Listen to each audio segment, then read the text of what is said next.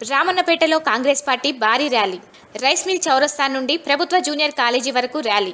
రామన్నపేట గల్లీ గల్లీలో నిండిపోయిన కార్యకర్తలు, ప్రజలు, నాయకులు, మహిళలు.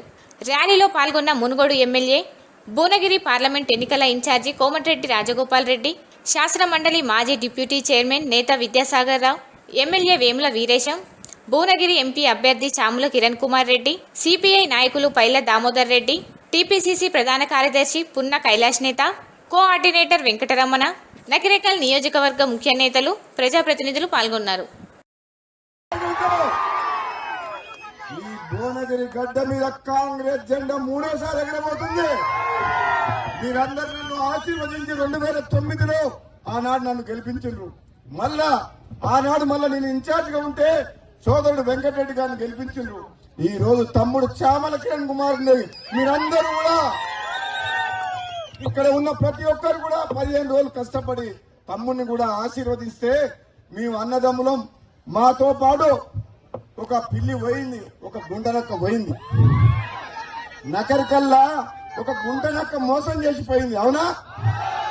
మరి పిల్లి పోతే నక్క పోతే పులిని తెచ్చుకున్నారా నకరికల్లి ప్రజలు? అది కూడా మామూలు చెప్తాడు కాదు. నాకు ఈ సంగతి ఎప్పుడో తెలుసు. ఈ సంగతి 2018లో నేను ఎమ్మెల్యేగా గెలిచిన తర్వాత శ్రీమతులింగ ఇక్కడ ఉన్న కార్యకర్తలు సొంత పైసలు పెట్టుకొని రావణపేటలో నాకు చెప్పి చాలా మంది సొంత పైసలతోటి కష్టంతో గెలిపిస్తే 2018లా ఎవరికైనా చెప్పిపోయిందా? అయిపోయిందిరా ఈ కొట్టని పని అప్పుడే అనుకున్నా. అయిపోయింది అనుకున్నా. చెప్పకుండా చెయ్యకుండా పైసలు మాట్లాడుకొని కేసీఆర్ తోటి అన్నం పెట్టే తల్లికి సున్నం పెట్టినట్టు మోసం చేసిపోయింది. పోయిందా లేదా? మరి తప్పు చేసిన క్షమించవచ్చు, కానీ జీవితంలో నమ్మక ద్రోహం చేసిన మోసం చేసిన ఎప్పుడు క్షమించొద్దు, అవునా కదా? అవునా సోదరి? మన అందరు కరెక్టేనా? అన్నం పెట్టిన తల్లికి సున్నం పెట్టద్దు, విశ్వాసం ఉండాలి. అవిశ్వాస ఘాతకుడు తిరుమతి లింగని మొన్నటిసారి ప్రజలు ఏం చేసిండ్రు? వేముల వీరేశం పైసలు ఖర్చు పెట్టిందా?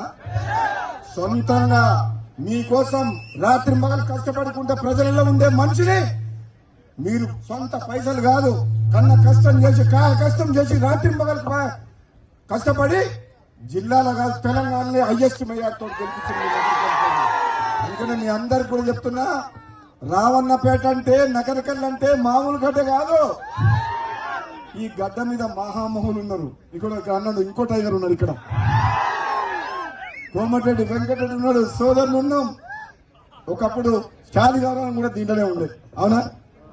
నకరికల్లు ఉండేగా. అంటే నకరికల్లు అంతకుముందు తీసిన సుఖేంద్రరెడ్డి ఉండే, ఆయన ఉండే, ఇది ఉండే, మామూలు లేరు ఇక్కడ దీంట్లో.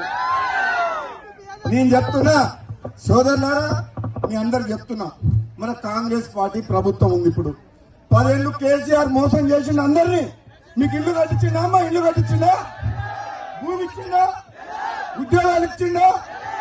మన పిరాయిపల్లి కాలువ, ధర్మారెడ్డి కాలువ కంప్లీట్ చేసిందా? 1,00,000 కోట్లు కట్టి కాళేశ్వరం కడితే కూలిపోయింది. 500 తమ్ముడు చెప్పినట్టు 500 కోట్లు ఇస్తే ఈ ప్రాంతం అంతా సస్యశ్యామలం అయ్యేది. ఆనాడు ధర్మారెడ్డి పాలి కాలువ 2009 నుంచి 14 ఎంపీ ఉన్నప్పుడు కిరణ్ కుమార్ రెడ్డి పట్టించుకోకపోతే నా సొంత పైలతో కాలువ పనిచేయలే, ధర్మారెడ్డి చేయలే, పిలాయిపల్లి చేసి నగరికల్లో లింగోడు, ఏపీ లింగోడు నాకు చెరువు నింపలే. మళ్ళీ ఇప్పుడు అప్పటి నుంచి పడవలన పడుతున్నా.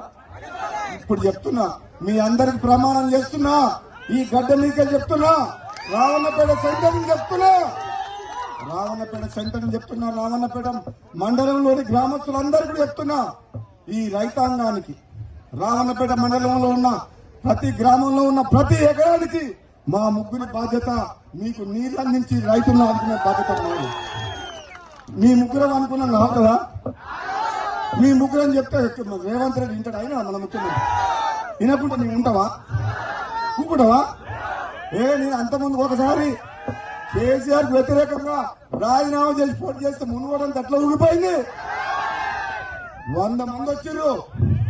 నేను మీకు మాటిస్తున్నా, రామన్నపేట మండలంలో నకరికల్ నియోజకవర్గంలో రామన్నపేటలో 1 సైడ్ వారు ఉండాలంటే ఉంటుందా? ఉందా? టీఆర్ఎస్ ఉన్నారా? ఇంకా పట్టపుట్ట చదువుకొని పోలే పోయిందా? టీఆర్ఎస్ అనేది ఉండొద్దు. నేను మునుగోడులోనే చెప్పిన, నా ఉప ఎన్నికలప్పుడు కేసీఆర్ ఏదైతే మీ కెనాల్స్ ఉన్నాయో పెండింగ్ కెనాల్స్ పిల్లాయపల్లి ధర్మారెడ్డి ఆసిఫ్ నగర్ కాలువలు ఏదైతే ఉన్నాయో ఇవన్నీ కూడా మన రేవంత్ రెడ్డి గారు భువనగిరికి వచ్చినాడు చెప్పిండు ఏమని లక్ష్మీనరసింహ సాక్షిగా ఇవన్నీ అతి త్వరలో కంప్లీట్ చేస్తా అని ఎమ్మెల్యేల ముందు చెప్పిండు. నాకు తెలుసు బీఆర్ఎస్ ప్రభుత్వానికి చిత్తశుద్ధి ఉంటే ఇదో లెక్క కాదు. 1,50,000 కోట్లు కాళేశ్వరం మీద పెట్టి ఆగం చేసే పైసలల్లా ఒక 5,000 10,000 కోట్లు ఖర్చు పెడితే 500 కోట్లు ఖర్చు పెట్టుంటే ఇవాళ మీ అందరి పొలాలు సక్సెస్ స్థానంలో ఏంటి మనకి ఇబ్బందులు ఉండేవి. కానీ బీఆర్ఎస్ ప్రభుత్వానికి చిత్తశుద్ధి లేదు. 500 కోట్లు ఖర్చు పెడితే కాలువలు అయితే కమిషన్లు రావని చెప్పి మన ఆస్తులన్నీ తీసుకుపోయి కాళేశ్వరంలో తలిగేసి పిల్లర్లన్నీ ఊలిపోయినాయి. గతంలో కాంగ్రెస్ పార్టీ కట్టిన నాగార్జున సాగర్ అయిందా అత్త? గతంలో శ్రీశైలం ప్రాజెక్ట్ అయిందా? ఎందుకంటే మనం ఒక మంచి ఆలోచనతోటి ప్రాజెక్టులు చేస్తాం. అట్నే ఇక్కడ కొద్దిగా రైల్వే స్టేషన్ లో కూడా రైళ్లు లాగుతలేరని చెప్పింది. కోవిడ్ తర్వాత ఇక్కడ ఇబ్బందులు ఉన్నాయి, రైల్వే స్టేషన్ లో రైళ్లు లాగుతలేవని. 100% మనము దీన్ని చర్చకు తీసుకొస్తాం.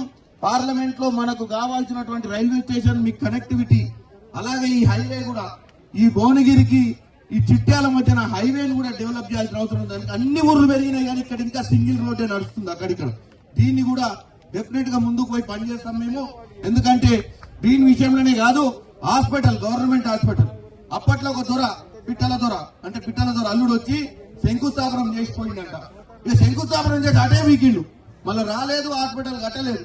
హాస్పిటల్ కి సంబంధించినటువంటి 100 పడకల హాస్పిటల్ కూడా ఇక్కడ మనం కట్టే ప్రయత్నం చేస్తామని. ఎందుకంటే ఇప్పుడు ఎమ్మెల్యే 10 ఏళ్ల తర్వాత కాంగ్రెస్ వచ్చింది, ఇచ్చింది కాంగ్రెస్ పార్టీయే.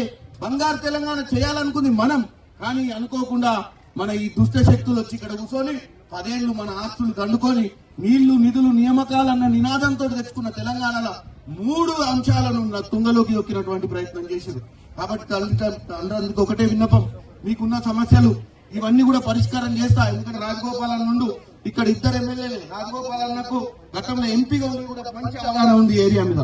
మా పిల్లలు, మా అక్క చెల్లెళ్ళు అందరూ, మా అన్న తమ్ముళ్ళు, మా స్టూడెంట్ ఎవరైతే విద్యార్థులు విద్యను అభ్యసించి ఈ రోజు ఉద్యోగాలు లేక హైదరాబాద్ పోయి పనిచేస్తే ఇచ్చే జీతాలకు కిరాయిలు కట్టుకోలేక, ఆడ మెస్సు ఛార్జీలు కట్టుకోలేక ఊర్లలో ఉండాల్సినటువంటి దౌర్భాగ్య పరిస్థితి వచ్చింది.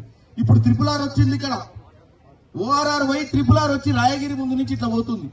అది డెఫినెట్ గా మనం ఈ ప్రణాళికను తీసుకొచ్చి ఇక్కడ ఇండస్ట్రియల్ కారిడార్ తీసుకొస్తే మీరు ఇళ్లలో ఉండే 20 నిమిషాలలో పోయి ఉద్యోగాలు చేసుకునే పరిస్థితి ఉంటుంది. ఒక చిత్తశుద్ధితోటి పాలన చేస్తామని తెలియజేస్తూ నన్ను మరి దీవించండి. నేను ఇవాళ వచ్చి మీ అందరిని ఆదుకుంటా అంటుండు. ఇచ్చేదంట కరెక్ట్ గా చిత్తశుద్ధితో ఇవ్వాలన్న ఉద్దేశంతో 1,00,00,000 మంది అప్లికేషన్లు రిసీవ్ చేసుకోవడం జరిగింది కాంగ్రెస్ పార్టీ వచ్చినాక. ఇవాళ బీఆర్ఎస్ పార్టీ బీజేపీ పార్టీ వాళ్ళు అంటారు ఏమే ఇంకా రాలేదని.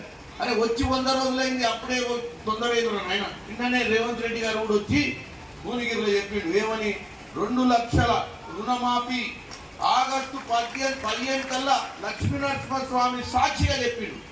అంటే మీకు అర్థం చేసుకోవాలి, 10 ఏళ్ళు అధికారంలో ఉన్న బీఆర్ఎస్ పార్టీ బంగారు తెలంగాణ చేస్తా అని చెప్పి కాంగ్రెస్ పార్టీ తెలంగాణ ఇచ్చినా మీరు నమ్మి బీఆర్ఎస్ పార్టీకి వేస్తే 10 ఏళ్ళు చేయనోడు 100 రోజులు ఊపుకుంటలేకపోతుండు. ఎందుకంటే వాడు అప్పులు చేసిపోయిండు రాష్ట్రంలో. అలాగే కూలిందా అంటే మనం పని చేసేటప్పుడు చిత్తశుద్ధి ఉండాలి. ప్రజల పైసలు కదా అని ఆగమాగం చేసిపోయిండు, మన రాష్ట్రాన్ని అప్పుల పాలు చేసిపోయిండు. ఇవాళ మన ముఖ్యమంత్రి రేవంత్ రెడ్డి గారు 55 ఏళ్ళ వయసులో ఉన్నటువంటి యువ ముఖ్యమంత్రి, ఇంకా 20 ఏళ్ళు మీకు సేవ చేయాలనుకుంటున్నాడు. ఏం చేస్తాడు? మీ మంచి కోసం పనిచేస్తాడు. మా వీరేశన్న 46 ఏళ్ళ యువకుడు, ఇంకెన్నేళ్ళు రాజకీయం చేయాలి? 20-25 ఏళ్ళు. అంటే మీకోసం మంచి చేస్తేనే కదా మమ్మల్ని ఆశీర్వదించేది. ఇవాళ నన్ను కూడా ఆశీర్వదించండి తల్లి. నాది కాళీ గౌరారం మండలం తుంగతుర్తి నియోజకవర్గం. నేను ఇక్కడ ఈ పార్లమెంట్ నియోజకవర్గానికి సంబంధించిన వాడిని. నేను కూడా మధ్యతరగతి కుటుంబం నుంచి వచ్చిన వాడిని. నేను యువజన కాంగ్రెస్ NSY కాంగ్రెస్ లో పనిచేసి ఇవాళ కాంగ్రెస్ పార్టీ నాకు ఈ అవకాశం ఇచ్చింది. నేను మధ్యతరగతి నుంచి